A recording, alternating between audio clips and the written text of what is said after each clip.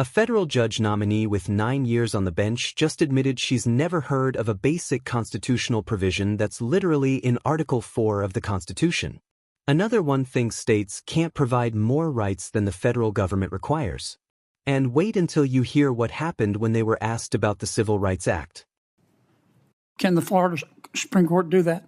Well, Senator, under the Supremacy Clause, they'd be bound by what the Fourth Amendment dictates. Of course, they're free to make their own requirements as it.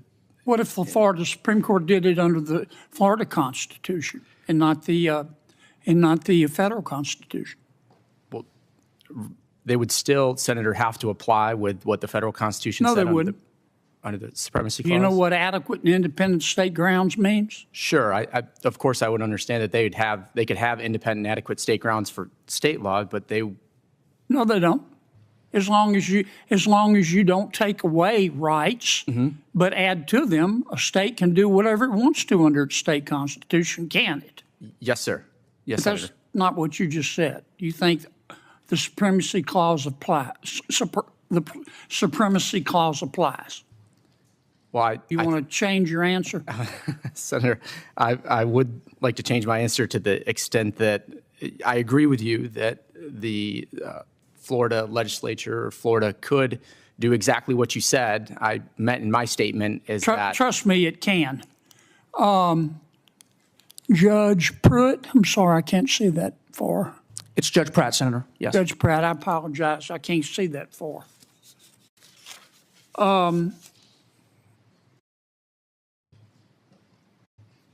Can a state legislature pass a law that discriminates against a group of people over another group of people for inferior treatment?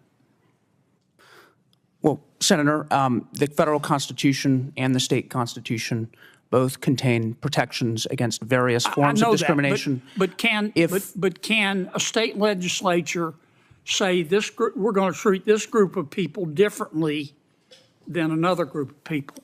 So I think, Senator, an example where a legislature could tell me first if a state can do that.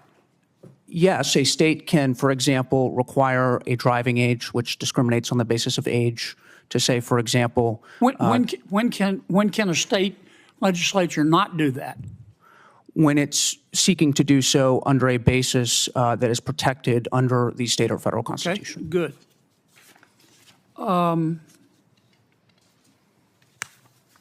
Judge, tell me about the privileges and immunities clause. The Privileges and Immunities Clause, there's a privileges and immunities and a privileges or immunities clause. There's one of each. One of them relates. Privileges and is what I'm asking you about. I believe you're referring to what came through in one of the Reconstruction amendments and discussing the fact that that the privileges and immunities of citizenship would be extended under those. First, what article is it in? I believe it's in the 13th Amendment. No, 4th. Article 4. What does it do? Senator, you have pinpointed a question that in my 9 years as a judge, in my decade of private practice before this, my 2 years as a law clerk, my 2 years on law review in law school, including a year as editor-in-chief, didn't ever come up. You tell me you don't know? So it's an interesting question. Yes, ma'am. I know it's interesting. That's why I asked it. Yes. But you don't know the answer. Just tell me. I got a lot of ground to cover here. I would be very happy to research it. Okay. Do you know what the privileges or immunities clause is? With respect to my answer would be the same on that. You don't know it either. Well, with respect to the privileges and immunities of citizenship. Welcome back to Manwa Recap, the channel where we break down what's really happening in Washington. If you value constitutional knowledge and accountability in our judicial system, make sure to hit that like button and subscribe for more content exposing the truth about our government institutions. Today we're reacting to concerning footage from a Senate Judiciary Committee hearing where Senator John Kennedy questioned judicial nominees. What you're about to see should alarm every American who cares about competent federal judges. Senator Kennedy is doing exactly what senators should do, asking basic constitutional law questions that any federal judge should know. These aren't trick questions. These are fundamental legal principles. Judge Dudek initially handles warrant requirements correctly but fails when asked about federalism. She incorrectly claims states cannot provide greater protections than federal law because of the Supremacy Clause. This is backwards. States can absolutely exceed federal standards, they just can't fall below them. The fact she had to correct her answer after being challenged is deeply troubling. Then we witness something shocking. Judge Tay, with 9 years of judicial experience and extensive legal background, openly admits she's never encountered the Privileges and Immunities Clause from Article 4 of the Constitution. This isn't obscure case law, it's in our founding document. She then confuses it with the 14th Amendment's Privileges or Immunities Clause, incorrectly placing it in the 13th Amendment. Judge Arto's response on Title VI of the Civil Rights Act is equally concerning. She gives a rambling answer about preventing discrimination but completely misses that Title VI only applies to federally funded programs. As Kennedy notes, these judges will see Title VI cases regularly. How can they rule on laws they don't understand? This hearing exposes critical problems with judicial nominations. We're advancing nominees with fundamental knowledge gaps for lifetime appointments.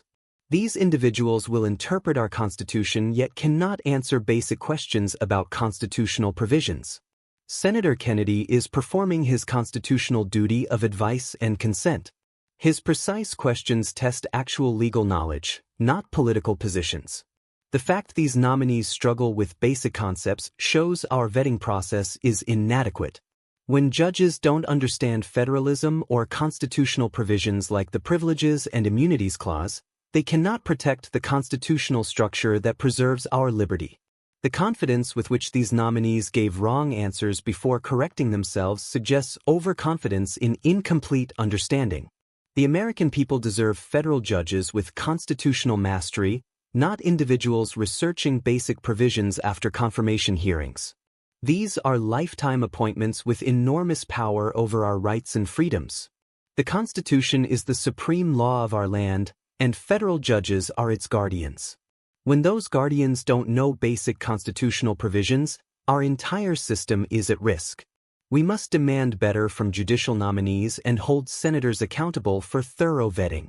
If you found this analysis helpful, like this video and subscribe to Manwa Recap for more content examining what's happening in Washington. Share this with anyone who cares about judicial competency and constitutional knowledge. Thanks for watching, and we'll see you next time as we continue fighting for constitutional governance and accountability.